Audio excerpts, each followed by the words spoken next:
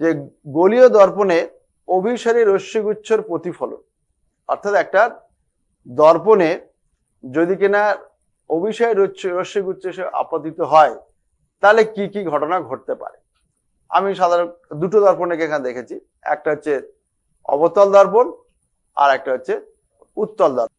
অবতল দর্পণ MM2, এখানে কি হলো, আলোক রশ্মি আপতিত হয়ে দর্পণে এসে পড়লো এবং প্রতিফলিত হয়ে প্রধান অক্ষের উপরে আই বিন্দুতে আসলো। ঠিক নিচের থেকে ঠিক একইভাবে অভিসারী রশ্মিগুচ্ছগুলো আপতিত হলো অবতল দর্পণে এবং আই বিন্দু থেকে নির্গত হবে। আলটিমেটলি কি হলো, অভিসারী রশ্মিগুচ্ছ অবতল দর্পণে আপতিত হয়ে প্রধান অক্ষের উপরে আই বিন্দুতে এসে পরস্পর মিলিত হলো। যদি দেখা যায় যে মিলিত না হতো তাহলে কিন্তু ওরা এই যে ডটেড লাইন দেওয়া আছে ও বিন্দুতে মিলিত হতো, কিন্তু দেখা যাচ্ছে এখানে একটা সদ্বিম্ব গঠন করলো। একইভাবে উত্তল দর্পণের ক্ষেত্রে আলোক রশ্মিগুচ্ছ অভিসারী রশ্মিগুচ্ছ আপতিত হলে কি হয়, তারাও কিন্তু আই বিন্দুতে এসে মিলিত হচ্ছে।